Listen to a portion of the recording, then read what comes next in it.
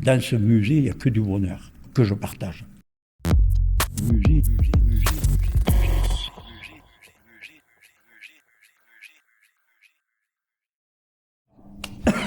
Et j'ai pris la poussière.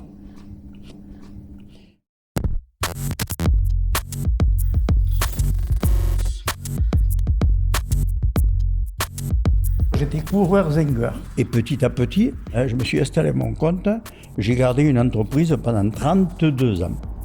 Tout en ramassant du matériel, un peu à droite, à gauche, un peu de partout, parce que ce matériel, eh bien, il représentait la vie des métiers d'antan. J'ai installé tout ça en 2010. J'ai mis 3 ans que pour faire les décors. Et puis me voilà. J'ai commencé avec ces lampes à souder, j'avais 14 ans. Alors vous voyez, c'est pas d'aujourd'hui.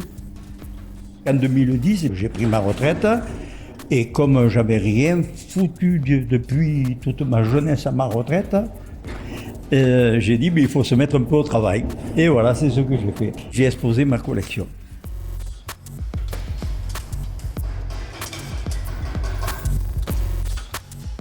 Ce bâtiment, alors il est situé juste en face de la maison du mineur, dans la vallée Ricard. C'était un bâtiment où on recevait le courant. Et de là, il était distribué dans toute la houillère. Quand la mine a arrêté, eh bien, on m'a proposé de pouvoir réaliser mon rêve à l'intérieur. Lorsque je l'ai vu trop grand. J'ai dit, mon Dieu, mais jamais j'arriverai pas à le remplir. Et maintenant, je vous avouerai qu'il est trop petit.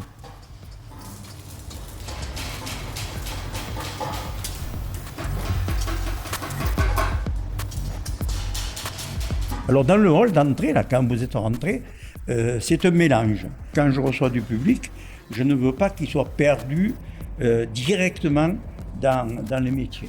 Je veux d'abord essayer d'expliquer un petit peu la vie d'antan.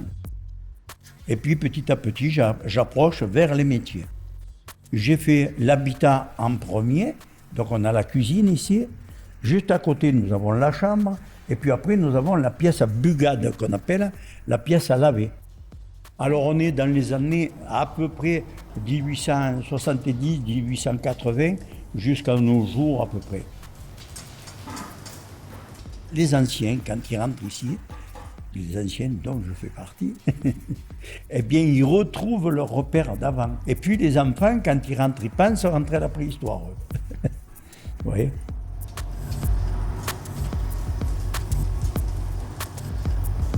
J'ai eu l'occasion de travailler un petit peu de partout dans le midi de la France et chaque fois, j'essayais de chiner.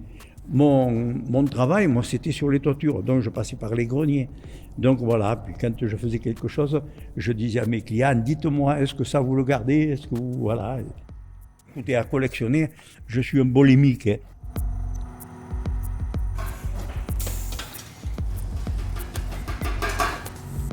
Les outils, et moi j'en parle avec passion de ça, ils sont inertes. Vous voyez, ils ne bougent pas, ils ne parlent pas.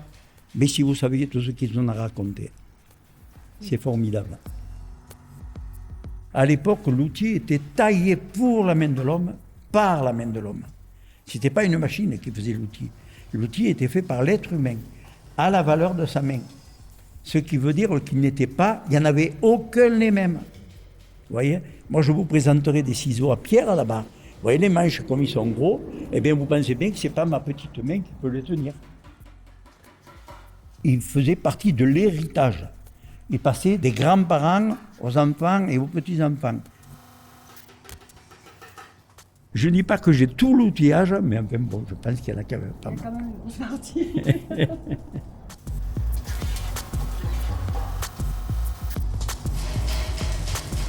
Vous avez encore une pièce en fait?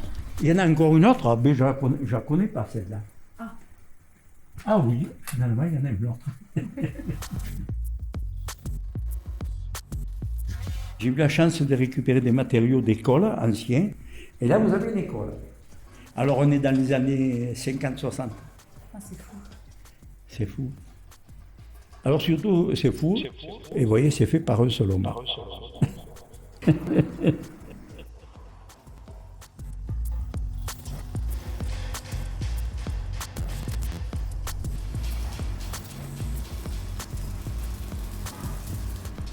Là, vous avez le sabotier. Vous voyez, le sabotier, à l'époque, on s'est bien chaussé avec des sabots. Hein.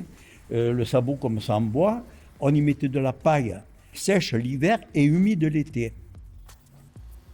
Alors moi, j'ai porté des sabots, oui. Je suis natif de Saint-Germain-de-Calberte. Mes parents sont venus ici pour travailler pour la mine.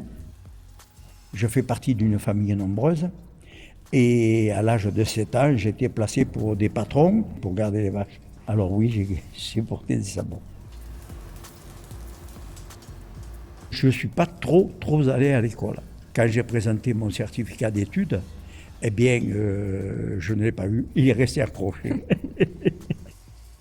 Ça m'a travaillé parce que tout simplement, un jour, j'ai manqué glisser d'une toiture et j'en ai pris conscience. Et je me suis dit, mais André, tu serais pas beau si par exemple il t'arrive quelque chose, soit sur un fauteuil roulant, soit avec un handicap quelconque, je n'ai pas de diplôme. Alors j'ai eu l'occasion et la chance de travailler à la fac de Montpellier, parce que j'ai refait pas mal de tortures et tout ça à la fac. Et en posant la question à un monsieur que je vénérerai toute ma vie, j'aurais pas assez de temps pour le vénérer, c'est monsieur Thierry Verdier, qui m'a dit « André, tu viens quand tu veux et tu prends des cours quand tu veux ». Et je suis rentré à la fac de Montpellier, j'ai passé un brevet de maîtrise et puis j'ai pris goût. J'ai pris goût à la lecture, j'ai pris goût à l'art, j'ai pris goût à beaucoup de choses et j'ai passé un DU, un diplôme d'architecte des bâtiments de France, du bâti ancien. Voilà, je suis sorti avec ça et ce qui m'a permis de pouvoir enseigner. Donc après, j'ai enseigné en CFA, l'AFPA, chez les compagnons.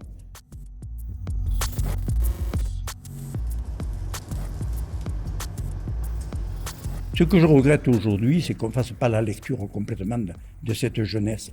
Parce qu'on est on est tous au même niveau. Les jeunes d'aujourd'hui, les jeunes d'hier, on est tous au même niveau. Et vous savez, plutôt que leur donner des coups de pied, je pense qu'il faudrait leur donner la main et leur dire « Viens, j'ai des choses à te faire voir. Viens, j'ai des choses à t'apprendre.